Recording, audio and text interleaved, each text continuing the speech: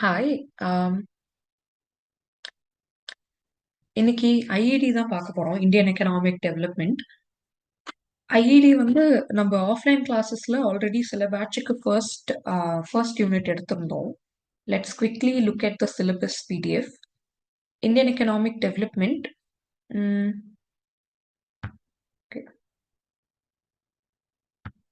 S. Indian economic development. அதுல development experience and economic reform since 1991 அதுதான் first unit. இதுல 3 unit தான் இருக்கு. இது ஒரு கதை மாதிரி படிச்சிட்டீங்க அப்படின்னா ஈஸியரா இருக்கும். ஃபர்ஸ்ட்ல என்ன சொல்றாங்கன்னா 1947 அதுக்கு முன்னாடி இண்டிபெண்டன்ஸ் கிடைச்சது. இண்டிபெண்டன்ஸ் கிடைச்சப்புறம் என்ன மாதிரியான டெவலப்மெண்ட்ஸ்லாம் வந்து டெவலப்மெண்டல் பாத் ஒரு ஸ்ட்ராட்டஜி வளர்ச்சி பாதையை வந்து இந்தியா எடுத்துச்சு அப்படி சொல்லிட்டு சொல்றாங்க. அதுல 5 இயர் பிளான் வருது, எல்பிஜி பாலிசிஸ் வருது. அது ஏற்கனவே பார்த்திருந்தோம், திரும்பியும் பார்க்கலாம். இன்னும் ஒரு கிளாஸ் இது பார்க்கலாம், ஆன்லைன் கிளாஸ். ஸோ அதுதான் யூனிட் 8. இங்க என்ன போட்டிருக்காங்க அப்படின்னா இந்தியாவோட வளர்ச்சி பாதையை நம்ம கவனிக்கிறோம். ரெண்டாவது வந்து unit 9 current challenges facing the Indian economy. அதுல வந்து 6 சப்டிவிஷன் கொடுத்துருக்காங்க. Poverty, human capital formation +4. இதுல கரண்டா இந்தியால என்ன மாதிரியான சிக்கல்கள் ஆர் சேலஞ்சஸ் ஃபேஸ் பண்றாங்க, இது எல்லாமே கான்செப்ட் பேஸ்ட் அண்டர்ஸ்டாண்டிங் கொஞ்சம் இருக்கும். ஃபார் எக்ஸாம்பிள் அப்சல்யூட் பாவர்ட்டினா என்ன, ரிலேட்டிவ் பாவர்ட்டினா என்னன்னு கத்துக்கிற மாதிரி இருக்கும். அதோடு சேர்த்து ஆம், சில ஆம், குறிப்பிட்ட டீட்டெயில்ஸ், அதாவது இப்போ பாவர்ட்டி லைன் வந்து எது கீழே எத்தனை கேலரி கீழே கன்சியூம் பண்ணா அது பாவர்ட்டி லைன், ரூரல் எவ்வளோ, அர்பன்ல எவ்வளோ அப்படிங்கிற மாதிரி கேட்பாங்க. அண்ட் ஸோ அதையும் பார்க்கலாம். அது ஒரு கிளாஸ், தனியா ஒரு கிளாஸ் பார்க்கலாம். லாஸ்ட் யூனிட் என்ன அப்படின்னா மொத்தம் 3 யூனிட் தான் ஐஇடியில. Last unit development experience in India with comparison with your neighbours. China, Pakistan, அந்த மாதிரி நம்மளோட நெய்பரிங் கண்ட்ரீஸோட கம்பேர் பண்றோம். ரைட். இப்போ ஃபர்ஸ்ட்ல வந்து இந்தியாவோட வளர்ச்சி டெவலப்மெண்டல் பார்த்தோம். அண்ட் தேர்ட்ல வந்து என்ன பார்க்குறோம் அப்படின்னா comparison with Pakistan and China. அவங்கெல்லாம் எந்த மாதிரியான வளர்ச்சி பாதைகள் எடுத்தாங்க, அப்போ நம்ம அவங்களோட எவ்வளோ வித்தியாசமா இருக்கும். And HDI indicators, human development indicators, which is மனிதவள குறியீடுகள். அப்போ அதுல வந்து இந்தியா எப்படி பண்றாங்க, சில குறியீடுகள் எடுத்துட்டு அதுல பாகிஸ்தான் எப்படி பண்றாங்க, சைனா எப்படி பண்றாங்க அப்படின்னு பாக்குறோம். ரைட். இதுதான் ஓவர் வியூ. ஸோ ஒரு 3 கிளாஸ்ல இந்த 3 யூனிட்டையும் கவர் பண்ணலாம். அண்ட் இன்னொரு கிளாஸ்ல வந்து ப்ரீவியஸ் இயர் கொஸ்டின் பேப்பர்ஸ்ல இருக்கிற கொஸ்டின்ஸ் எல்லாம் பார்க்கலாம். முடிஞ்ச அளவுக்கு கான்செப்ட்ஸ் வச்சுட்டு அதுக்கப்புறம் கொஸ்டின்ஸ் இதுலயே பார்க்கலாம். So that it's not very boring for you. It's not very repetitive rather then boring. But இது ஒரு கதை மாதிரி தான் இருக்கும், மோர் தென் கான்செப்ட். ஸோ இதுல இன்னொரு விஷயம் என்ன, இது இன்ட்ரெஸ்டிங்கா ஆக்கிறதுக்கு உங்களுக்கு புரியறதுக்கு என்ன நீங்க பண்ணலாம் அப்படின்னா ஒரு ஒரு எக்கனாமிக் சினாரியோ படிக்கும்போது கூடவே அங்க அரசியல் சுச்சுவேஷன் என்ன இருந்துச்சு, பொலிட்டிக்கல் சினாரியோ என்ன இருந்துச்சு, அங்க வந்து என்ன மாதிரியான அந்த கண்ட்ரில என்ன மாதிரியான political scenario, what sort of leaders இந்த மாதிரியான ப்ரோக்ராம்ஸ் எல்லாம் போட்டாங்க, இல்ல அதை நடைப்படுத்தும் போது என்ன மாதிரியான தலைவர்கள் அங்க இருந்தாங்க அப்படின்னு பாக்குறது வந்து நம்மளுக்கு இது ஈஸியா புரிஞ்சுக்கிறதுக்கு ஹெல்ப் பண்ணும். ஏன்னா எக்கனாமிக்ஸ் தனியா it's not subject to none of this are. இது வந்து ஒரு ஐசோலேஷன்லயோ இல்ல தனியாவோ இருக்காது. ரேதர் பாலிடிக்ஸ், அரசியல் அண்ட் பொருளாதாரம் சேர்ந்து தான் வந்து நம்மளுக்கு சேர்ந்து நீங்க படிச்சா படிச்சா அது it will make more sense. You know, இது புரிஞ்சுக்கிறதுக்கு உங்களுக்கு ஈஸியா இருக்கும். So let's quickly get into the slides. Also இது ஒரு ஓவர் வியூ தான். இது வந்து நீங்க இன்னும் டீட்டெயில்டா நிறைய படிக்கணும். அது எங்க போய் படிக்கலாம் அப்படிங்கிறது நான் இந்த செஷன் முடியும் போது நான் உங்களுக்கு சொல்றேன். எஸ்.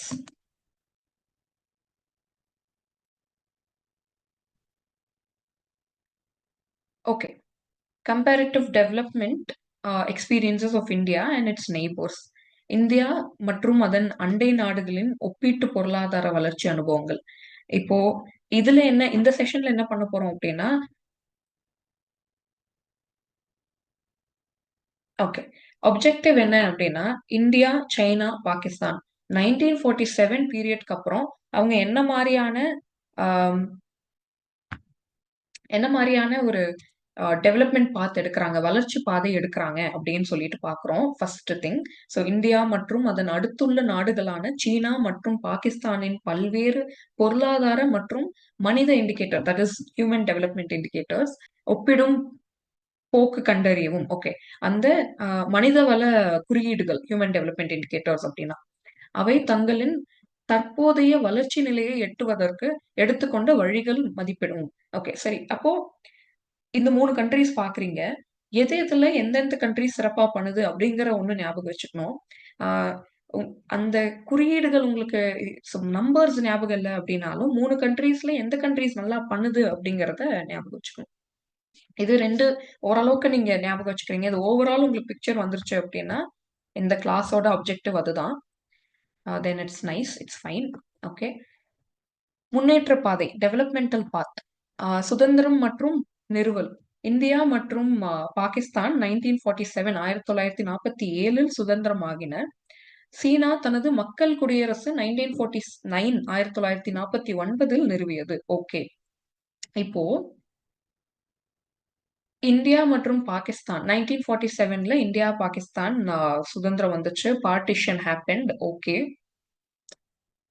பாகிஸ்தான் இப்ப நான் பொலிட்டிக்கல் சினாரியோ சொன்னேன் இல்லையா? அப்போ இந்தியா ஒரு டெமோக்ரசி கண்ட்ரி. பாகிஸ்தான் என்ன ஆச்சு அப்படின்னா இட்ஸ் அன் இஸ்லாமிக் ரிப்பப்ளிக். அன்னைக்கு ஸ்கூல் என்ன இருந்துச்சு அப்படின்னா நம்மள மாதிரி அங்க முஸ்லீம் லீக் அப்படி சொல்லிட்டு ஒரு பெரிய கட்சி இருந்துச்சு.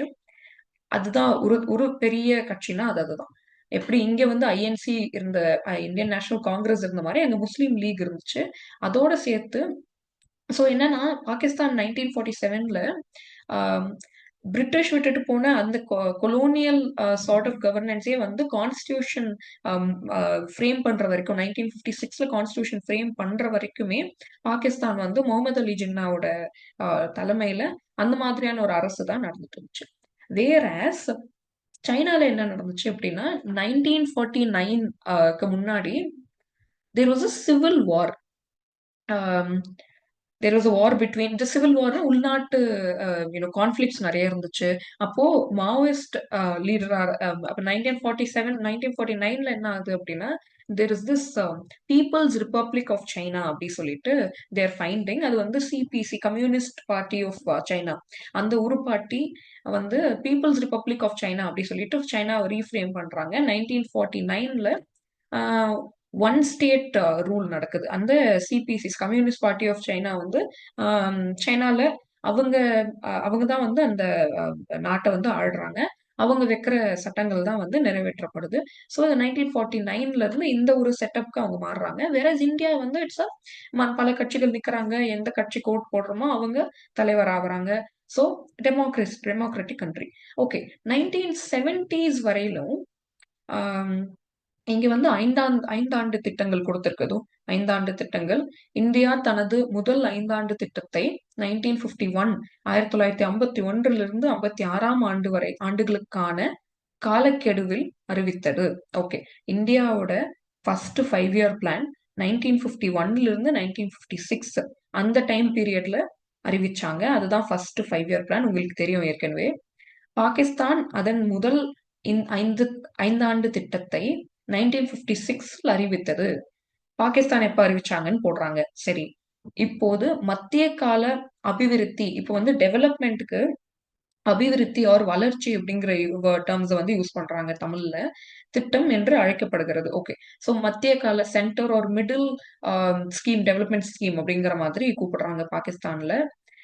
சீனா தனது முதல் 5 ஆண்டு திட்டத்தை 1953 1953 அறிவித்தது. இந்த இந்த ஆண்டுகள்லாம் முக்கியம், குறிச்சு வச்சுக்கோங்க. ஓகே, இப்போ இது ஃபர்ஸ்ட் 5 இயர் பிளான், 5 ஆண்டு திட்டங்கள் ஃபீச்சர் ஆர் ஃபீச்சர் 3 கண்ட்ரிலயுமே ஃபாலோ பண்ணாங்க. ரொம்ப சிமிலரான ஃபீச்சர். இந்தியாவும் பாகிஸ்தானும் பாத்தீங்கன்னா நிறைய திட்டங்கள் ரொம்ப சிமிலரா இருக்கும்.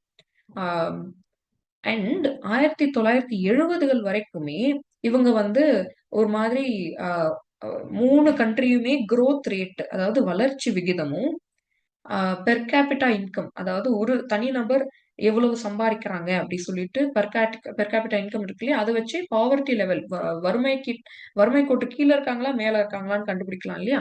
சோ அது வந்து 1970கள் வரைக்குமே வந்து 3 கண்ட்ரியும் 3 நாடுகளும் ஒரே மாதிரி தான் இருக்காங்க. அப்ப எங்க மாற்றம் நடக்குதுன்னா 1970க்கு அப்புறம் ஒரு 30-40 ஆண்டுகள்ல தான் வந்து 3 கண்ட்ரியுமே வெவ்வேறு திசைகள்ல போறாங்க. வேற மாதிரியான மாற்றங்கள் நடக்குது. அப்போ என்ன நடக்குது? இப்போ கண்ட்ரீஸ் எப்படி இருக்கு? ஹெச்டிஐ, ஒரு நாடு எப்படி நல்லா பண்ணுதா இல்லையான்னு தெரியும். ஜிடிபி வச்சு தெரியும். ஹெச்டிஐ வச்சும் தெரியும். ஹெச்டிஐ வந்து ஹியூமன் டெவலப்மெண்ட் இண்டிகேட்டர், மனிதவள குறியீடுகள். ஆஹ் அந்த குறியீடுகள் வச்சும் தெரியும். ஸோ அந்த குறியீடுகள் பத்தி முதல்ல 3 கண்ட்ரீஸும் எந்த மாதிரியான டெவலப்மெண்ட் பார்த்து எடுத்தாங்கன்னு பார்த்துட்டு அந்த ஹெச்டிஐ இண்டிகேட்டர்ஸ் தான் பார்க்க போறோம். Okay. So question time. China Republic was established in 1945, 1947. இந்த மாதிரி கொஸ்டின்ஸ் தான் உங்களுக்கு வரும். ஸோ ப்ராக்டிஸ்க்காக கொடுக்குறேன். 1949, 1951. சீன குடியரசு நிறுவப்பட்ட ஆண்டு. ஒரு நிமிஷம் நீங்களே பாருங்க, ட்ரை பண்ணுங்க. இப்பதான் பார்த்தோம். சி தான் option. 1949. China Republic was established in 1949. Okay. Okay. இந்திய வளர்ச்சி முன்மொழிகள் ஒரு டெவலப்மெண்டல் ஸ்ட்ராட்டஜிஸ் ஆஃப் இந்தியா. இது வந்து நம்ம டீடைல்டா ஃபர்ஸ்ட் யூனிட்ல பார்ப்போம். செகண்ட் யூனிட்லயுமே ஓரளவுக்கு பாவர்ட்டி அலிவேஷனோட ஸ்கீம்ஸ், வறுமை ஒழிப்புக்கான ஸ்கீம்ஸ் எல்லாமே வந்து செகண்ட் சாப்டர்லயுமே பார்ப்போம். இப்போ வந்து ஓவரால் ஒரு ஓவர்வியூ கொடுக்குறேன். But will go into detail in future.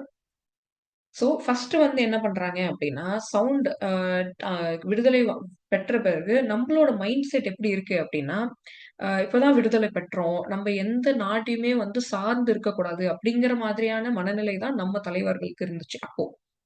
அப்போ என்ன ஆகுது அப்படின்னா, இம்போர்ட் சப்ஸ்டியூஷன் அப்படி சொல்லிட்டு எல்லாமே நாமளே வந்து ஆஹ் வெளியில உள்நாட்டு உற்பத்தியே பண்ணிக்கலாம், எந்த ஒரு வெளியே எதையும் சார்ந்து இருக்க வேண்டாம் அப்படி சொல்லிட்டு ஒரு முடிவு எடுத்தாங்க. ஆனா, நம்ம அது அது வந்து டெவலப்மென்ட்க்கு வழிவகுக்குமா அப்படின்னு கேட்டா கிடையாது. சவுண்ட் ட்ரேட் சிஸ்டம், ஒரு ஒழுங்கான வர்த்தக அமைப்பு என்ன அப்படின்னா, I should open my self, I should be an open market, I should open my self for trade to happen. அப்ப என்ன பண்றாங்க அப்படின்னா, சரி, லெட்ஸ் ஓப்பன் அப்னு சொல்லிட்டு there is this LPG liberalisation, privatisation, globalisation is happening. New economic reforms are happening. Green revolution மாதிரியான programs are happening. But இங்க வந்து ட்ரேட்ல முன்னாடி ரொம்ப க்ளோஸ்ட் எக்கானமியா இருந்த நம்ம, we are becoming into an open economy வேர் நம்ம வந்து வெளிநாட்டு நிறுவனங்களை அழைக்கிறோம், இங்க வந்து இன்வெஸ்ட் பண்ணுங்கன்னு அழைக்கிறோம். அதே மாதிரி நம்மளும் இம்போர்ட் எக்ஸ்போர்ட்ஸ் பண்றோம். So it's becoming an open market. ஓகேவா. ஸோ உள்நாட்டு வர்த்தகத்துல இருந்து நம்ம we are going to exchange goods and services, ஒரு குளோபல் கண்ட்ரியா மாறுறதுக்கு முயற்சி பண்றோம். ரெண்டாவது வந்து என்ன பண்றோம் அப்படின்னா, பாவர்ட்டி அலிவேஷன். வறுமை வந்து ரொம்ப இருக்கிறதுனால, அண்ட் மெயின் காரணம் வந்து என்னன்னா உணவு பற்றாக்குறை. உணவு பற்றாக்குறைக்கு வந்து நம்ம கிரீன் ரெவல்யூஷன் போறோம். கிரீன் ரெவல்யூஷன் இன் டீடைல் பார்க்கலாம், நம்ம ஆஃப்லைன் கிளாஸ்லயும் பார்த்திருந்தோம். கிரீன் ரெவல்யூஷன் நடக்குது, அதனால உணவு பற்றாக்குறையில இருந்து வெளியே வரும். அண்ட் நிறைய schemes, central and state schemes, நிறைய ஸ்கீம்ஸ் போடுறாங்க. அதனாலயும் ஓரளவுக்கு வறுமையில இருந்து வெளியே வந்துட்டு இப்போ நம்ம மத்த நாடுகளுக்கு ஆம், ஆம், ஏற்றுமதி பண்ற அளவுக்கு நம்ம நிறைய உற்பத்தி பண்றோம். ஓகே. மூணாவது வந்து வசதி இல்லா பகுதிகள் வளர்ச்சி. வசதி இல்லா பகுதிகள்ன்றதை விட ரூரல் டெவலப்மெண்ட், கிராமம் சார் ஏரியாஸ் வளர்ச்சி அப்படி சொல்லிட்டு சொல்லலாம். ரூரல் டெவலப்மெண்ட்ல ஃபோக்கஸ் பண்றோம். எம்ப்ளாய்மெண்ட் ஜெனரேஷன்ல ஃபோக்கஸ் பண்றோம். வேலை வாய்ப்பு உருவாக்கல். ஓகே. இதுதான் இந்தியாவோட ஓவரால் இது. இது வந்து டீட்டெயிலா பார்க்கலாம் இன் ஃபியூச்சர் லெசன்ஸ். ஒரு கொஸ்டின் என்ன அப்படின்னா, which of the following is a feature of Indian economy? Growth led by the service sector, the high degree of urbanization, growth led by agricultural sector, growth led by manufacturing sector. பின்வரும் பின்வரும் எந்த ஒன்று இந்தியாவின் பொருளாதாரத்தின் அம்சமாகும்? சேவை துறையால் முன்னேற்றம், உயர் அளவிலான நகர்ப்புறமயமாக்கல், விவசாய துறையால் முன்னேற்றம், தொழில்துறையால் முன்னேற்றம். ஓகே. இதுல வந்து ஒரு விஷயம் கவனிக்க வேண்டிய விஷயம் என்னன்னா, ஒரு கண்ட்ரி முன்னேறுது, ஒரு கண்ட்ரி ஒரு நாடு வந்து டெவலப்மெண்ட் ஒரு வளர்ச்சிய நோக்கி போகுது அப்படின்னா, there are certain stages of development. ஒரு சில ஃபேஸஸ் ஒரு கட்டங்கள் இருக்கும். மொத கட்டம் என்னன்னா, அக்ரிகல்ச்சுரல் செக்டர். பெரும்பாலான பாப்புலேஷன் நபர்கள் வந்து வ வேளாண் துறை ஒரு அக்ரிகல்ச்சர் விவசாய துறைய சார்ந்து இருப்பாங்க. அங்கருந்து வந்து அவங்க இண்டஸ்ட்ரி தொழில்துறைய நோக்கி நகருவாங்க. அங்கருந்து அவங்க வந்து சர்விஸ் செக்டர் சேவை துறைய நோக்கி நகருவாங்க. ரைட்? இதுதான் வந்து ஒரு அ அ பேட்டர்ன். ஆனா, இதுதான் எல்லா கண்ட்ரியும் சைனாவும் இதே மாதிரி தான் வந்து முன் டெவலப்மெண்ட் அடைஞ்சாங்க. பட் இந்தியா அண்ட் பாகிஸ்தான் வந்து டைரக்ட்டா அக்ரிகல்ச்சர்ல இருந்து சர்விஸ் செக்டாருக்கு போறாங்க. அம் அக்ரிகல்ச்சர் விவசாய துறையில இருந்து டைரக்ட்டா அம் சேவை துறைக்கு போறாங்க. ஸோ அது வந்து ஒரு விஷயம் நீங்க கவனிக்க வேண்டிய விஷயம். ஸோ இங்க இந்த கொஸ்டினுக்கு ஆன்சர் என்ன அப்டின்னா, பின்வரும் எந்த ஒன்று இந்தியாவின் பொருளாதாரத்தின் அம்சமாகும் அப்டின்னா, சர்விஸ் செக்டார் தான் இந்தியாவுக்கு வந்து we were heavily dependent on agriculture. Okay. But service sector தான் வந்து நம்மளுக்கு அந்த ஒரு குரோத்த குடுத்தது. ரைட்? ஸோ இது சர்விஸ் செக்டார் தான் நீங்க நீங்க நெறைய மெட்ரிக்ஸ் நம்ம பார்ப்போம் towards the end of the presentation. அப்போ சர்விஸ் செக்டர் தான் வந்து நெறைய ஜிடிபி கான்ட்ரிபியூட் பண்ணுது. அந்த ஒரு குரோத்துக்கு வந்து அந்த ஒரு வளர்ச்சிய ஸ்டிமுலேட் பண்றது நம்மளோட சர்விஸ் செக்டார் தான். ஆஃப்டர் த சர்விஸ் செக்டர் எப்ப வளர்ச்சி அடைஞ்சது? எல்பிஜிக்கு அப்புறம் சர்விஸ் செக்டார் வளர்ச்சி அடைஞ்சது. ஓகே. சீனாவின் வளர்ச்சி பாதை. This is quite interesting. அ என்னன்னாக்கா, சைனா எந்த மாதிரியான ஓகே கிரேட் ரிப்பப்ளிக் வந்து பீப்புள்ஸ் ரிப்பப்ளிக் ஆஃப் சைனா வந்து எப்போ ஆனாங்க 1949 சரி. இப்போ அதுக்கு அடுத்தடுத்து என்ன பண்றாங்க அப்படின்னு கேட்டீங்கன்னா, ஃபர்ஸ்ட் வந்து என்ன பண்றாங்கன்னா, கிரேட் லீப் ஃபார்வர்ட். இது வந்து ஒரு முக்கியமான இந்த இயர்லாம் ரொம்ப முக்கியம். இந்த அடிக்கடி சியூடி, யுஜி கொஸ்டின்ஸ்ல வரும். Great leap forward. பெரிய முன்னேற்ற முன்னணி. இது வந்து என்ன அப்படின்னா, ஆ, அவங்க நீங்க வந்து ஓகே இப்போ அன்லைக் இந்தியா, சைனால வந்து 10% மட்டும் தான் விவசாயம் பண்ணக்கூடிய நிலங்கள் இருக்கும். மீதி எல்லாமே ஏன் அப்டின்னா, அதோட டொபாகிராஃபி அந்த மாதிரி. அதோடைய நிலப்பரப்பு அந்த மாதிரி. அதனால 10% ஆனா 80% மக்கள் அந்த அக்ரிகல்ச்சர் மேல விவசாயத்து மேல சார்ந்து இருக்காங்க. அப்ப என்ன பண்றாங்கன்னா, they are trying to divert.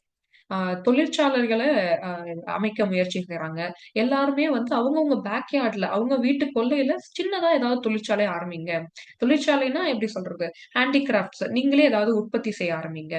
Commerce ஏதாவது ட்ரேட நோக்கி நகர பாருங்க. நீங்களே ஏதாவது உற்பத்தி செஞ்சு அத நோக்கி நகர பாருங்க அப்படிங்கிற மாதிரி சொல்றாங்க. சரி. கைத்தறி அந்த மாரி கைத்தறி பொருட்கள வந்து பண்ண பாருங்க. Great leap forward. இப்போ ஆனா இதுல நெறைய சிக்கல்களும் உண்டாச்சு. என்ன மாதிரி சிக்கல்கள் அப்டின்னா, முதல்ல வந்து ட்ராட். அந்த அந்த காலகட்டத்துல 1958ல வந்து 58 காலகட்டத்துல சிவியர் ட்ராட் இருந்துச்சு. ட்ராட்னா பஞ்சம். மெயினா வந்து தண்ணி பற்றாக்குறை அப்டின்னும் சொல்லுவாங்க. ட்ராட் இருந்தது. இன்னொன்னு வந்து என்ன அப்டின்னா, ரஷ்யா வந்து நம்ம சைனாக்கு நெறைய ப்ரொஃபஷனல்ஸா அனுப்பி வச்சிருந்தாங்க. இண்டஸ்ட்ரிய வளர்க்கணும், தொழிற்சாலைகள வளர்க்கணும் அப்டின்னா, நெறைய எக்ஸ்பர்ட்ஸ் அனுப்பி ரஷ்யாலருந்து நெறைய எக்ஸ்பர்ட்ஸ் அனுப்பி, இவங்கலாம் உங்களுக்கு உதவி பண்ணுவாங்க அப்டின்னு அனுப்பியிருந்தாங்க. ஆனா, ரஷ்யா, சைனா கான்ஃப்ளிக்ட் அப்போ வந்து ரஷ்யா, சைனாவோட ரிலேஷன்ஷிப் அவ்ளோ நல்லா இல்ல. அப்போ என்ன ஆச்சு அப்டின்னா, ரஷ்யா அனுப்புன எல்லா எக்ஸ்பர்ட்ஸையும் திரும்ப கூப்பிட்டுக்கிறாங்க. அப்போ அவங்களுக்கான ஹெல்ப்பும் திரும்ப போயிடுது. So that is also drawback ஒரு challenge faced by great leap forward. 2வது வந்து என்ன பண்றாங்க அப்படின்னா, கிரேட் ப்ராலிட்டேரியன் கல்ச்சுரல் ரெவல்யூஷன். பெரிய ப்ரோ ப்ராலிட்டேரிய கலாச்சார புரட்சி. இது வந்து 1966ல இருந்து 76ஆம் ஆண்டுக்குள்ள இந்த புரட்சி நடக்குது. இதுல என்ன பண்றாங்க? மெயினா என்ன பண்றாங்க அப்படின்னா, கிராமத்துப்புறத்துல இருக்கிற ஸ்டூடண்ட்ஸ் பல மாணவர்களையும், ஆ புரொஃபஷனல்ஸ் வேலை செய்றவங்களையும், "வெளியில போய் படிங்க. வெளியில போய் வேலை கத்துக்கிட்டு வாங்க" அப்படி சொல்லிட்டு கவர்மெண்ட்டே ஊக்குவிச்சு வெளியில அனுப்புறாங்க. ஸோ வெளியில கத்துக்கிட்டு வந்து திரும்ப நம்ம நாட்டுக்கு வந்து அத இம்ப்ளிமெண்ட் பண்ணுங்க அப்படி சொல்லிட்டு ஒரு பெரிய ரெவல்யூஷன் நடக்குது. ஓகே.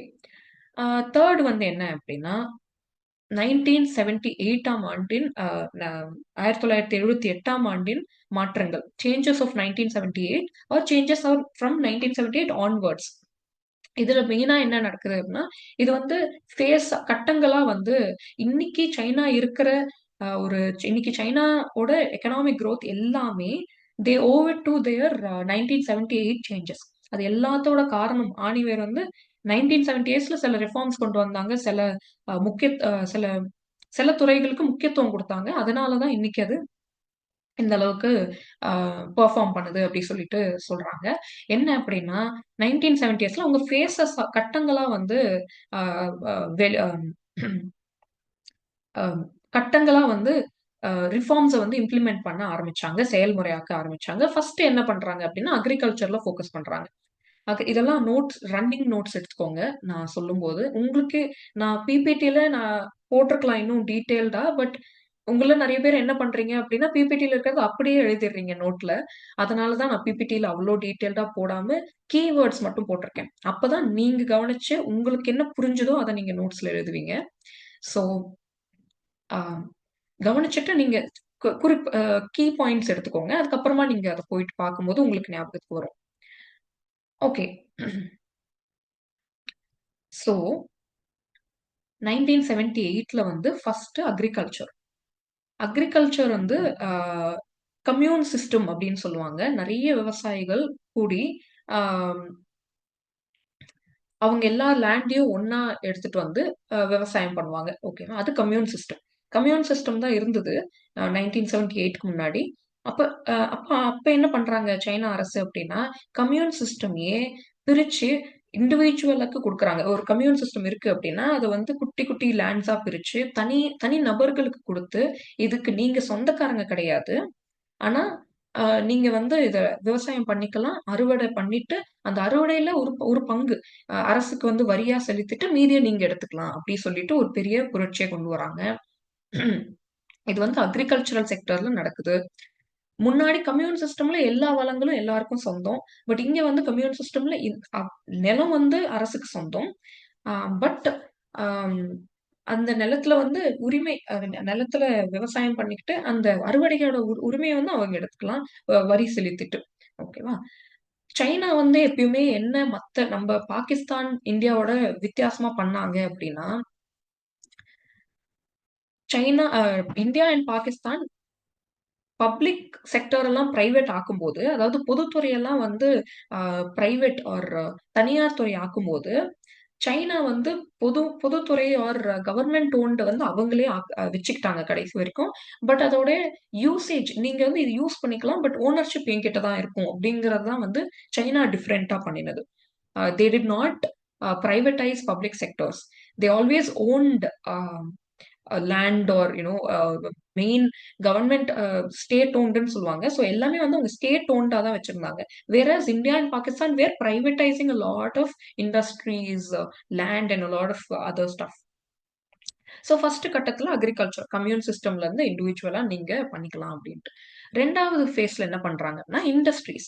இந்த மாதிரி கிரேட் லீப் ஃபார்வர்ட்ல உங்க பேக்யார்ட்ல வந்து நீங்க தொழிற்சாலையை ஆரம்பிச்சுக்கலாம் அப்படின்னு சொல்லிட்டு ப்ரொமோட் பண்றது. ஸோ அது வந்து ரெண்டாவது கட்டத்துல. அப்புறமும் வந்து என்ன பண்றாங்க அப்படின்னா ஃபாரின் ட்ரேட்ல முக்கியத்துவம் செலுத்துறாங்க. ஃபாரின் ட்ரேட் அப்படின்னா என்ன அப்படின்னா, ஃபாரின் ட்ரேட்னா உங்களுக்கு தெரியும். தமிழ்ல வந்து வெளிநாட்டு வர்த்தகம். வெளிநாட்டு வர்த்தகத்தை ஈர்க்கறதுக்காக என்ன பண்றாங்க அப்படின்னா SEZ, special economic zones. Special economic zone அப்படின்னா நம்மளோட நாட்டுல இருக்கிற மத்த இடத்துல இருக்கிற ரூல்ஸ் ஆர் ட்ரேட் ரூல்ஸ் வந்து அந்த ஸ்பெஷல் எக்கனாமிக் ஜோனுக்கு பொருந்தாது. ஸ்பெஷல் எக்கனாமிக் ஜோன்ல அவ்வளோ கெடுபிடி இருக்காது. கொஞ்சம் ஈஸியா இருக்கும் ட்ரேட் பண்றதுக்கு. இது எதுக்கு அப்படின்னா கொஞ்சம் இம்போர்ட் டியூட்டிஸ், எக்ஸ்போர்ட் டியூட்டிஸ் கம்மியா இருக்கும்.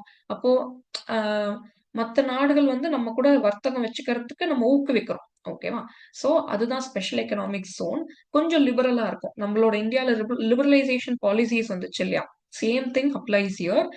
எஸ்இசி நம்ம இந்தியாலயும் SEZ special economic zone act வந்துச்சு 2005ல வந்துச்சு அந்த ஆக்ட். இங்க வந்து 1978 ரிஃபார்ம்ஸ்லயே வந்து எஸ்இசெட் ஸ்பெஷல் எக்கனாமிக் ஜோன் அது வந்து தேர் செட்டிங் அப் எஸ்இசெட். ஓகே. இது வந்து ஃபாரின் ட்ரேட அதிகரிக்குது. ஸோ இந்த மாதிரியான அ அ இதுதான் வந்து சைனாவோட டெவலப்மெண்டல் பாத். முக்கியமான major things. Okay. I'll give you a minute to go through. இது படிங்க. படிச்சுட்டு ஆன்சர் பண்ண முடியுதா அப்படின்னு பாருங்க.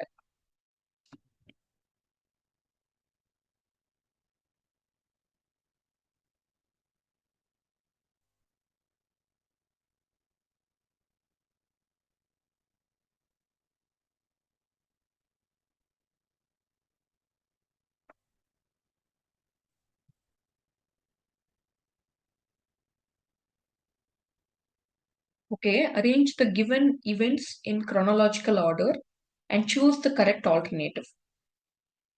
இது வந்து 4 இது குடுத்துட்டாங்க. இதுல வந்து குரோனலாஜிக்கல் ஆர்டர் தேதி வாரியா அடுக்குங்க அப்படி சொல்லியிருக்காங்க. கொடுத்த நிகழ்வுகளை கால வரிசைப்படி அமைத்து சரியான பதிலை தேர்ந்தெடுக்கவும். பெரிய புரொலிட்டேரியன் கலாச்சார புரட்சி, கிரேட் புரொலிட்டேரியன் கல்ச்சுரல் ரெவல்யூஷன், பெரிய முன்னேற்ற முன்னணி, great leap forward, introduction of economic reform, பொருளாதார சீர்திருத்தத்தின் அறிமுகம், முதல் 5ஆம் ஆண்டு, first 5 year plan. Okay. First 5 year plan எப்போ ஆஹ், போட்டாங்க?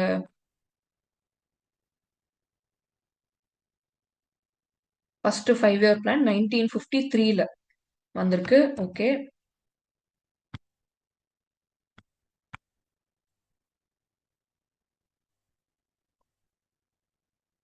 ஓகே. ஃபர்ஸ்ட் 5 இயர் பிளான் 1953ல வந்திருக்கு. ஆல்ரைட். அதுக்கப்புறம் வந்து கிரேட் லீப் ஃபார்வர்ட், அதுக்கப்புறம் கிரேட் ப்ரொலிட்டேரியன் கல்ச்சுரல் ரெவல்யூஷன், அதுக்கப்புறம் இன்ட்ரடக்ஷன் ஆஃப் எக்கனாமிக் ரிஃபார்ம்ஸ். இதுதான் order. 4, 1, 2, 3. Okay. So option B தான் ஆன்சர். ரைட். பி. 4, 4, 2, 1, 3. யா, சாரி. ஃபர்ஸ்ட் 4, 2, 1, 3. ஓகே. இதுல வந்து இயர் உங்களுக்கு போட்டிருக்கு. அதுபடி நீங்க பாத்தீங்க அப்படின்னா இதுதான் ஆர்டர். இந்த மாதிரியான கொஸ்டின்ஸ் நிறைய கேட்பாங்க. ஸோ இதுல வந்து ஒரு 2 இதோட ஆர்டர் உங்களுக்கு தெரிஞ்சிருந்தது அப்படின்னா கூட மத்ததை நீங்க போட்டுடலாம். ஓகே. ஃபைனலி சைனாது பார்த்தாச்சு, இந்தியாது பார்த்தாச்சு. பாகிஸ்தானோட டெவலப்மெண்டல் பார்த்து. ஆம், பாகிஸ்தான் வந்து நம்மள மாதிரியே பாகிஸ்தான் வந்து நம்மள மாதிரியே ஒரு மிக்ஸ்ட் எக்கானமி. அது ஒரு சோஷியலிஸ்ட் எக்கானமியும் கிடையாது, கேபிட்டலிஸ்ட் எக்கானமியும் கிடையாது. பப்ளிக் செக்டர், பிரைவேட் செக்டருக்கும் ஈக்குவல் இது இருக்க மாதிரி, லிவரேஜ் இருக்க மாதிரி அது ஒரு மிக்ஸ்ட் எக்கானமி. கலந்த பொருளாதார முறை. ஓகே. இது வந்து 1950 ஆன்வர்ட்ஸ். ஆல்ரைட். கான்ஸ்டியூஷன் 1956ல ஃப்ரேம் பண்ணாங்க. நம்ம இந்தியாவும் சரி, இந்தியா வந்து கான்ஸ்டியூஷன் எப்படி ஃப்ரேம் பண்ணாங்க அப்படின்னா, மற்ற நாடுகளை பார்த்து எந்தெந்த நாடுகள்ல நம்மளுக்கு எந்தெந்த ஃபீச்சர் வேணுமோ அது எல்லாத்தையும் எடுத்து ஒண்ணா ஒரு கான்ஸ்டியூஷனா ஃப்ரேம் பண்ணாங்க. இரு 2வது அவங்க ஓகே. பாகிஸ்தான் வந்து coming back to Pakistan, import substitution, இறக்குமதி மாற்றுதல். இந்தியாவை மாதிரியே அவங்களும் வந்து உள்நாட்டு உற்பத்தியை தான் சார்ந்து இருந்தாங்க. ஆனா 1950s 60sல என்ன பண்றாங்க அப்படின்னா இறக்குமதி மாற்றுதல் பண்றாங்க. ஆம், என்னெல்லாம் இம்போர்ட் சப்ஸ்டியூஷன் பண்ணிட்டு இருந்தாங்க, என்னெல்லாம் இம்போர்ட் இம்போர்ட் பண்ணாம நம்ம ஓகே. இறக்குமதி மாற்றுதல், இம்போர்ட் சப்ஸ்டியூஷன். ரைட். ஓகே. இங்க என்ன சொல்றாங்கன்னா 1950s 60sல உள்நாட்டு வர்த்தகம் தான் பண்ணிட்டு இருக்காங்க. அவங்க வந்து பெருசா வெளியில இருந்து எதுவுமே இம்போர்ட் பண்ணல. இந்தியா மாதிரியே it is still a closed economy. It is still.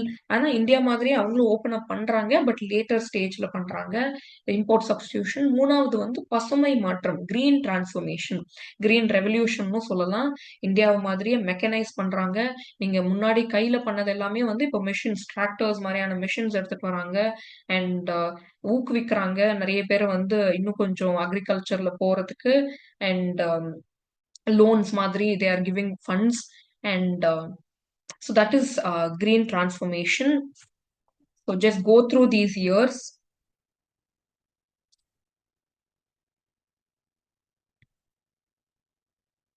Okay. அதனால என்ன ஆகுது அப்படின்னா there is increase in production of food grains. இப்போ பசுமை புரட்சினால, பசுமை டிரான்ஸ்ஃபர்மேஷன், பசுமை மாற்றம், அதனால என்ன ஆகுதுன்னா பாவர்ட்டில இருந்து திரும்ப இந்தியா மாதிரி இவங்களும் கொஞ்சம் பாவர்ட்டி வறுமையில இருந்து வெளியே வராங்க. ஆனா இதுல வந்து கேபிட்டல் ஓகே. இதுல இன்னொரு விஷயம் என்ன அப்படின்னா 1970ஸ்ல நேஷனலைசேஷன் ஆஃப் கேபிட்டல் கூட்ஸ் நடக்கும். அதாவது இது ஒரு கொஸ்டினா வரும். அதாவது கொஸ்டினா வர்றதுக்கு வாய்ப்பு இருக்கு. என்ன அப்படின்னா கேபிட்டல் கன்சியூமர் கூட்ஸ் அப்படின்னா டைரக்ட் கூட்ஸ் பென்னு, ஃபுட் அதெல்லாம் வந்து நம்ம டைரக்டா கன்சியூம் பண்ற கூட்ஸ். இது கன்சியூமர் கூட்ஸ். கேபிட்டல் கூட்ஸ் அப்படின்னா இந்த கன்சியூமர் கூட்ஸ் எல்லாம் ஒரு மெஷின் பண்ணோம் இல்லையா? அதுதான் வந்து கேபிட்டல் கூட்ஸ். இப்போ இந்த கேபிட்டல் கூட்ஸ் எல்லாம் வந்து அதாவது மெஷின்ஸ் எல்லாம் வந்து ஒரு தொழிற்சாலை தான் வந்து செய்யும், உற்பத்தி பண்ணும். அந்த தொழிற்சாலைகள் எல்லாம் வந்து நேஷனலைஸ் ஆக்குறாங்க. இது எல்லாமே வந்து ஸ்டேட் ஓன்ட் ஒரு கவர்மெண்ட் ஓன்ட் அப்படி சொல்லிட்டு சொல்றாங்க. இது 1970ஸ்ல. அதே வந்து லேட் 1970s ஒரு 80ஸ்ல என்ன பண்றாங்க அப்படின்னா there's a மேஜர் ஸோ இந்த மாதிரி கேபிட்டல் கூட்ஸை கவர்மெண்ட் மயமாக்குறதுக்கு ஒரு ஸ்டேட் ஓன்ட் ஆக்குறதுக்கான ரீசன் என்னது? ஒண்ணுமே இல்ல. தொழிற்சாலைகள் நம்ம கட்டுப்பாட்டுல இருந்துச்சு அப்படின்னா, அதுல வந்து நான் என்ன உற்பத்தி பண்ண போறேன் அப்படிங்கிறதும் என் கட்டுப்பாட்டுல தான் இருக்கும். ஸோ அதுதான் வந்து ஆம் இட்ஸ் இட்ஸ் அ ஆம் அதுதான் ஸோ பேசிக்கலி 1970ஸ்ல பாகிஸ்தானோட மைண்ட் செட் எப்படி இருக்கு அப்படின்னா, உள்நாட்டிலேயே உற்பத்தி பண்ணிக்கலாம். பெருசா நம்ம வெளிய வந்து அ வெளியில அம் வர்த்தகம் வச்சுக்க வேண்டாம் அப்படிங்கிற மாதிரியான மைண்ட் செட்ல இருக்கு. பட் இது வந்து ஒரு மேஜர் ஷிஃப்ட் ஆகுது. எப்போ ஆகுது?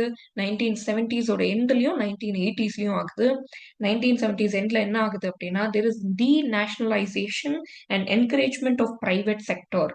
டீநேஷனலைசேஷன் அப்படின்னா, அம் எல்லாமே வந்து தனி அ எ அம் ப பொதுத்துறையில இருந்து தனியார் மயமாக்குறதுக்கு அவங்களும் முயற்சி பண்றாங்க. கொஞ்சம் த அ பிரைவேட் செக்டாருக்கு ஊக்குவிக்கிறாங்க. டீநேஷனல் எல்லாத்தையும் நேஷனலைஸ் பண்ணாம, எல்லாத்தையும் வந்து கொஞ்சம் ஓப்பன் அப் பண்றாங்க. மத்தவங்களும் வந்து அதோட அ உரிமைய எடுத்துக்கலாம் அப்படிங்கிற மாதிரியான ஓனர்ஷிப் டிஸ்இன்வெஸ்ட்மென்ட்ன்னு சொல்லுவோம் இல்லையா? ஸோ பேசிக்கலி எல்பிஜி பாலிசிஸோட கான்செப்ட்ஸ் தான். இங்க வந்து எந்த பீரியட்ல பண்றாங்க? லேட் 1970ஸ்லயும் 80ஸ்லயும் இந்த ஷிஃப்ட் நடக்குது. Okay. In the period, during this period, Pakistan received financial support from Western nations and remittances from Middle East. இது வந்து இந்த கட்டத்துல IMF வேர்ல்ட் பேங்க் மாதிரியே நம்ம போன மாதிரியே இந்தியா போன மாதிரியே பாகிஸ்தானும் போறாங்க. நிறைய ஃபினான்ஷியல் ஃபண்ட்ஸ் கொண்டு வராங்க. And at the same time remittances from middle east கொண்டு வராங்க. மிடில் ஈஸ்ட் கண்ட்ரீஸ்னா என்னது? இந்த Saudi Arabia, Iran, Iraq, Syria, Yemen, Oman இது மாதிரியான கண்ட்ரீஸ் எல்லாம் வந்து middle east country. Saudi Arabia சுத்தி இருக்க கண்ட்ரீஸ் மெயினா. இப்போ அந்த கண்ட்ரீஸ்ல வந்து நிறைய பேர் பாகிஸ்தான்ல இருந்து போய் வேலை செய்றாங்க. அவங்க எல்லாம் வந்து ரெமிட்டன்சஸ் அனுப்புறாங்க. இது நம்ம மேக்ரோல படிச்சோம் இல்லையா? உருவழி பரிமாற்றங்கள் யூனிலேட்ரல் டிரான்ஸ்போர்ட்ஸ். ரெமிட்டன்சஸ் அனுப்புறாங்க. இது ரெமிட்டன்சஸ் அண்ட் ஃபண்ட்ஸும் நிறைய வருது. ஒரு கண்ட்ரிக்கு இந்த மாதிரி இன்ஃப்ளோ நிறைய வரும்போது அது எதை வந்து குறிக்கும்?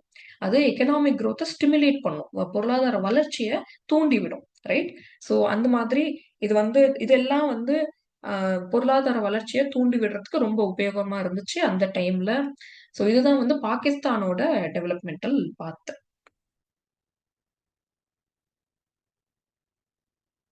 ஓகே. another practice question.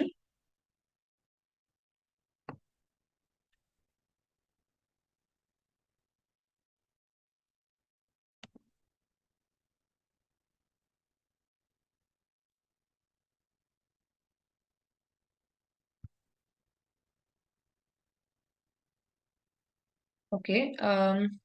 பாகிஸ்தானில் மெதுவான வளர்ச்சி வீதம் மற்றும் வறுமையின் காரணம் வெளிநாட்டு மற்றும் ஆஹ், வெளிநாட்டு வெளிநாட்டு மாற்று கவர்தலை. ஓகே. இது வந்து ஃபாரின் எக்ஸ்சேஞ்ச் அப்படிங்கறது வெளிநாட்டு மாற்று கவர்தலை அப்படின்னு போட்டிருக்கு. பட் இது ஃபாரின் எக்ஸ்சேஞ்ச் அப்படிங்கிறது நம்ம பிஓபில படிச்சோம் இல்லையா? பேலன்ஸ் ஆஃப் பேமெண்ட்ல. ஸோ அதே கான்செப்ட் தான் தமிழ்ல வந்து அதே மாதிரி டிரான்ஸ்லேட் பண்ணியிருக்காங்க. வெளிநாட்டு கடன்களில் அதிகமாக சார்ந்திருப்பது, வறுமை வரம்பில் குறைவு, மேலே கூறிய அனைத்தும். The reason for slow growth rate and re-emergence of poverty in Pakistan, earning more foreign exchange, growing dependence on foreign loan, decline in poverty line, all of the above. இப்ப வந்து எதனால ரொம்ப ஸ்லோ growth ரேட் இருக்கு, வளர்ச்சி விகிதம் ரொம்ப ஸ்லோவா இருக்கு அப்படி சொல்லிட்டு அப்புறம் ஒரு கட்டத்துல என்ன ஆகும் அப்படின்னா பாவர்ட்டி ரீஎமர்ஜ் ஆகும். அதாவது வறுமை வந்து வறுமையோட சதவீதம் பாத்தீங்கன்னா ஜிடிபி பாத்தீங்கன்னா உயரும், அப்புறம் குறையும், திரும்பவும் உயரும். ஸோ உயர்ந்த பிறகு எதனால குறையுது? இல்ல ஸ்லோ குரோத் ரேட் எப்படி இருக்கு? எதனால இருக்குன்னு கேட்குறாங்க. பதில் வந்து என்னன்னா, growing dependence on foreign loan or வெளிநாட்டு கடன்களில் அதிகமாக சார்ந்திருப்பது தான் பதில். இது வந்து அம் இது நீங்க ஆன்சர் தெரிஞ்சாலும் போடலாம். அப்படி ஆன்சர் தெரியல அப்படின்னா, இந்த மத்த ஆப்ஷன்ஸ்லாம் பார்த்தீங்கன்னா, எல்லாமே பாசிட்டிவான ஆப்ஷன்ஸ். எது இருக்கிறதுலயே நெகட்டிவான ஆப்ஷன்னா பி தான். ஸோ அத வச்சு கூட ஒரு காமன் சென்ஸ் வச்சு கூட நம்ப போடலாம். ஒரு கெஸ்ல கூட நம்ப போடலாம். Okay. It's interesting from now on. இது வந்து கொஞ்சம் அ நம்பர்ஸ் இருக்கிறதுனால கொஞ்சம் இன்ட்ரஸ்டிங்கா இருக்கும்னு நெனைக்கிறேன். ஹியூமன் டெவலப்மென்ட் இண்டெக்ஸ் மனிதவள வளர்ச்சி குறியீடு. இதுல வந்து இந்தியா, சைனா, பாகிஸ்தான் எடுத்து போட்டிருக்காங்க. இங்க இது வந்து 2017, 18 ஓட நம்பர்ஸ். வேர்ல்ட் டெவலப்மென்ட் இண்டிகேட்டர்ஸ் 2019ல வேர்ல்ட் பேங்க் வெளியிட்ட அறிக்கை ஒரு டாக்குமெண்ட் இது ஸ்டடி இது. இந்த நம்பர்ஸ் வந்து நம்மளோட என்சிஆர்டி புக்ல இது குடுத்துருக்கிறதுனால நான் இத எடுத்திருக்கேன். இன்னும் ரீசென்ட்டும் வந்திருக்கு. இத எப்படி படிக்கணும்? இதுல எந்த மாதிரி கொஸ்டின்ஸ் கேட்பாங்கன்னு சொல்லிட்டு நான் சொல்றேன். ரீசென்ட் டேட்டாஸ் நீங்க வந்து மத்த ஸ்டடி சோர்ஸ்ல இருந்து இல்ல அ என்சிஆர்டில மத்த டேபிள்ஸ்ல இருந்து கூட எடுத்துக்கலாம். இந்த ஒரு டேபிள் வந்து 2017, 18 பத்தி பேசுறாங்க. ஓகே. இங்க ஒரு ஒரு விஷயம் நம்ம நோட் பண்ண வேண்டியது என்ன அப்டின்னா, India has become the most populous country இப்போ. முன்னாடி சைனாவா இருந்துச்சு. நம்ம அத பீட் பண்ணிட்டோம். பாகிஸ்தான் வந்து ஆம், பாகிஸ்தான் வந்து ஒரு சின்ன கண்ட்ரி. பட் பாப்புலேஷன் வந்து அதிகம். அந்த சின்ன கண்ட்ரி பார்க்கும்போது பாப்புலேஷன் அதிகம். சைனா வந்து பெரிய கண்ட்ரி. அதாவது பரப்பளவுல வந்து பெரிய கண்ட்ரி. பாப்புலேஷனும் அதிகம்.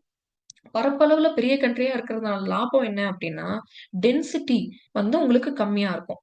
டென்சிட்டினா பெர் ஸ்கொயர் கிலோமீட்டர். ஒரு சதுர அடிக்கு வந்து எத்தன பேர் வாழ்றாங்க? அப்டி சொல்லிட்டு ஒரு ஒரு கணக்கெடுப்பு. அது வந்து கம்மியா இருக்கும் உங்களுக்கு. ஸோ அவ்ளோ நெரிசலா, அவ்ளோ ஒரு கன்ஜஸ்டடா இருக்காது. 148 தான் நீங்க பார்த்தீங்கன்னா சைனாக்கு.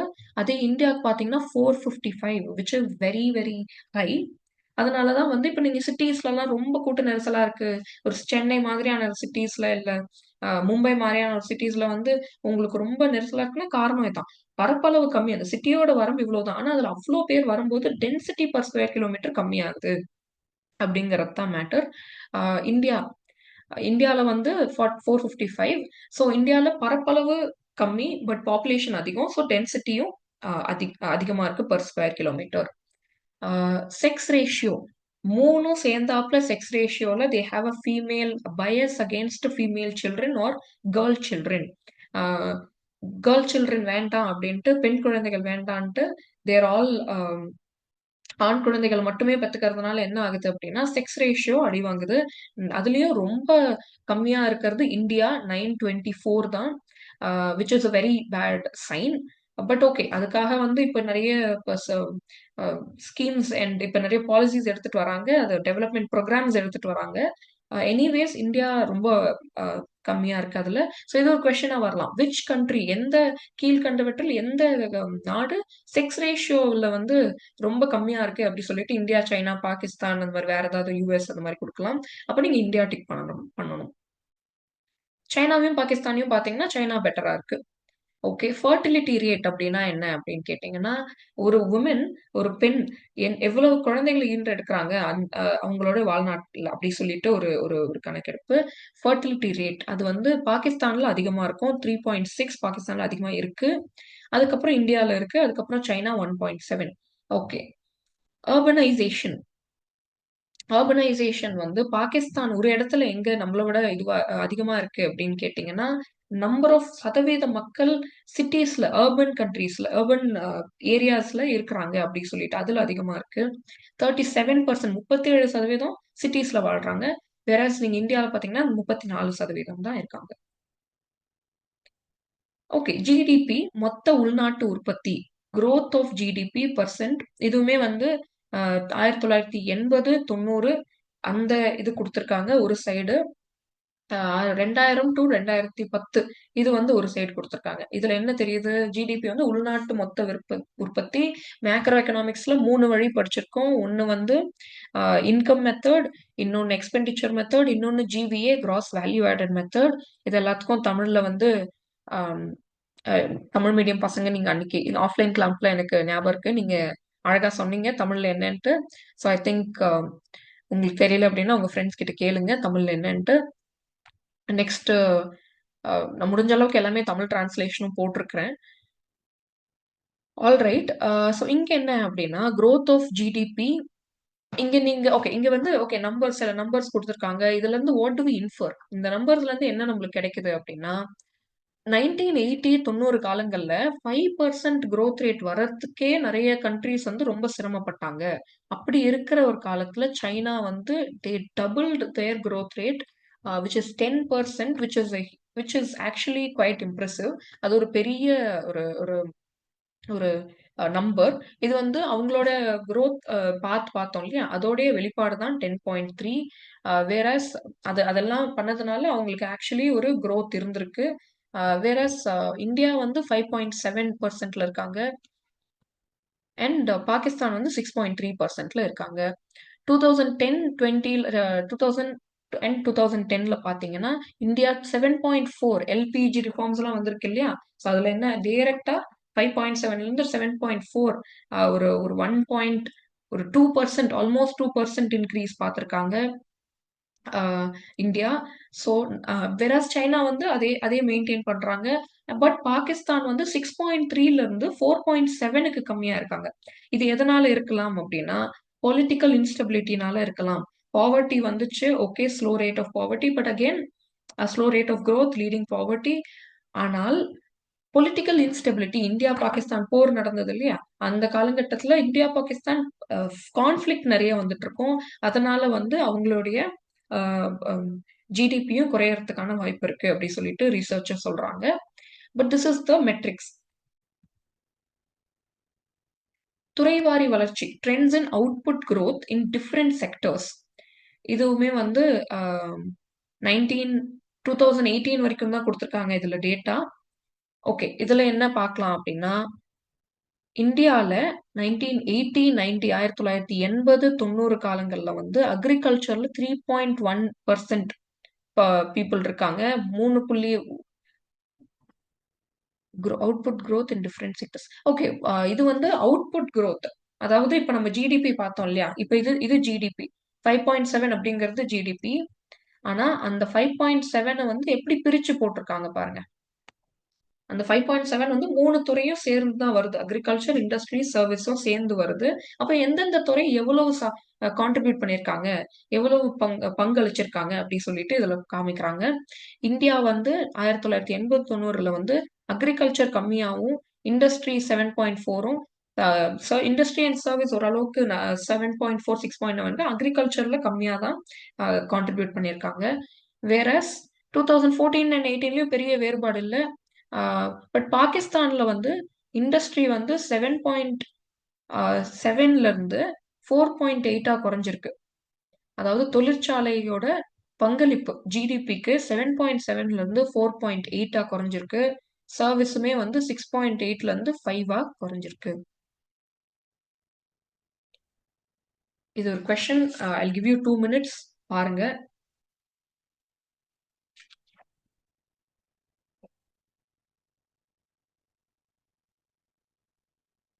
In China, what percentage of the workforce is engaged in agriculture from 2010 to 2020? 28.7%, 23.6%, 32%, 50%. இதுல வந்து இது இந்த மெட்ரிக்ஸ்ல இல்ல. இது இன்னொரு டேட்டா கொஸ்டின். இதோட ஆன்சர் வந்து 23.6%. சீனாவில் 2010 முதல் 2020 வரை வேளாண்மையில் ஈடுபட்டுள்ள பணியாளர்களின் சதவீத எண்ணிக்கை. இந்த மாதிரி கொஸ்டின்ஸும் சிலது வரும். முடிஞ்ச அளவுக்கு ஆன்சர் பண்ணுங்க. அப்படி தெரியல அப்படின்னா நீங்க இதை விட்டுறலாம். பட் இது நீங்க இதுக்கு தான் வந்து நீங்க டீட்டெயில்டா படிக்கணும். டீட்டெயில்டா வரி வரியா படிக்கும்போது இதை நீங்களே வந்து எல்லா டேபிள்ஸையும் ஓரளவுக்கு அனலைஸ் பண்ணும்போது இது உங்களால சொல்ல முடியும். ஓகே. இது வந்து சில HDI இண்டிகேட்டர்ஸ், மனிதவள வளர்ச்சி குறியீடுகள். Some selected indicators of human development. Items. Okay, சில HDI போட்டிருக்காங்க. HDI வந்து 1ல இருந்து 0க்கு வரைக்கும் இருக்கும். 0க்கு கிட்ட இருக்கிற HDI அப்படின்னா அது வந்து கம்மியா இருக்கு. அங்க வந்து ஹியூமன் HDI கம்மியா இருக்குன்னா அங்க மக்கள் அவ்வளவா சந்தோஷமா இல்ல அப்படின்னு அர்த்தம். வறுமையில இருக்காங்க. அவங்களுக்கு சானிடேஷன் சுகாதாரம் சரியில்ல. படிப்பு சரியா குடுக்கப்படல அப்படிங்கிற மாதிரியான அர்த்தங்கள். அதே வந்து 1 கிட்ட இருக்கு. 0ல இருந்து 1க்குள்ள இல்லையா? ஸோ 1 கிட்ட ஃபார் எக்ஸாம்பிள் சைனா 0.7 வந்து 1க்கு இன்னும் கிட்ட இருக்கு. அப்படி இருக்கு அப்படின்னா, அ அங்க வந்து HDI பெட்டரா இருக்கு அப்படின்னு லிவிங் ஸ்டாண்டர்ட்ஸ் வாழ்க்கை முறை பெட்டரா இருக்கு அப்படின்னு அர்த்தம். HDI எதெல்லாம் வச்சு பார்க்குறாங்க? ரேங்கிங் குடுப்பாங்க. இது வந்து எந்தெந்த எவ்ளோ கண்ட்ரீஸ் பார்ட்டிசிபேட் பண்றாங்களோ, இந்தியாவுக்கு வந்து 130வது ரேங்க். அப்ப எ சைனா வந்து நம்ம கிளாஸ் ரேங்க் மாதிரி தான் வச்சுக்கோங்க. சைனா வந்து நம்மளோட எவ்ளோ முன்னாடி இருக்கு. பாகிஸ்தான் நம்மள விட பின்னாடி தான் இருக்கு. லைஃப் எக்ஸ்பெக்டன்சி அட் பர்த் அதாவது வாழ்க்கை ஒரு ஒரு ஒரு ஒரு நாட்டுல எவ்வளவு வருடங்கள் மனிதர்கள் வாழ்றாங்க. இப்ப சைனால வந்து 76 வயசு வரைக்கும் வாழ்றாங்க சராசரியா. இந்தியால 69 வயசு வரைக்கும் தான் வாழ்றாங்க. மீன் இயர்ஸ் ஆஃப் ஸ்கூலிங் 15 வயசு பசங்க வந்து எத்தன வருஷம் ஸ்கூல் போறாங்க? சராசரியா ஸ்கூல் போறாங்க அப்டின்னா, இந்தியா 6.5% தான். ஆ சைனா வந்து 8. எல்லாத்துலயுமே சைனா நம்மள விட கொஞ்சம் முன்ன இருக்கு. பாகிஸ்தான் நம்மளோட கொஞ்சம் பின்னாடி இருக்கு. இது வந்து பொதுவா சொல்றேன். பட் சிலதுல வந்து பாகிஸ்தானும் நம்மளோட முன்னாடி இருக்கு. ஆ for example sex ratio. Gross national income okay. Percentage of people poverty வறுமை கோட்டுக்கு கீழ உள்ள அ அ சதவீதங்கள்.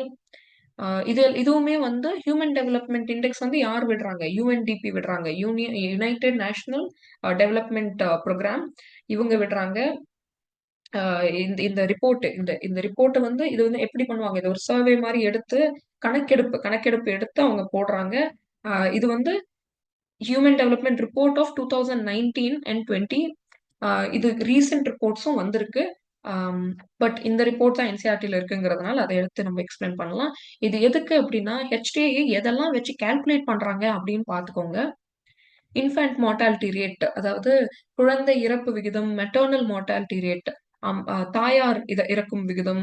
ஒரு 1000 குழந்தை பொறக்குதுன்னா, எத்தன குழந்தை இறக்குறாங்க அப்படி சொல்லிட்டு, ஒரு வயசுக்குள்ள அப்படின்னு. Population using at least basic sanitation. குறைந்தபட்ச சுகாதாரம் இருக்கா? குறைந்தபட்ச ட்ரிங்கிங் வாட்டர் சோர்ஸ், குடிநீர் வசதிகள் இருக்கா? Under nourished children. ஒரு குறிப்பிட்ட ஏஜுக்கான வெயிட்டோ, ஹைட்டோ இல்லன்னா, அது அண்டர் நரிஷ்ட்ன்னு சொல்லுவாங்க. அது வந்து 37.9. It's dangerous.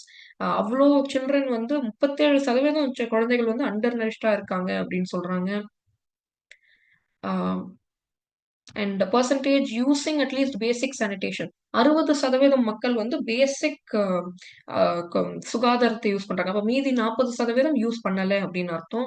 பேசிக் சுகாதாரம் அதாவது வந்து ஓப்பன் டெஃபெகேஷன், திறந்த வெளியில் மலம் கழிப்பது ஆர் பேசிக் சானிடேஷன் வந்து இந்த சாக்கடைகள்லாம் நீங்க பாத்தீங்கன்னா சென்னையில வந்து ப்ராப்பரா, சென்னையில இல்ல நிறைய நிறைய இடத்துல வந்து there is open drainage systems.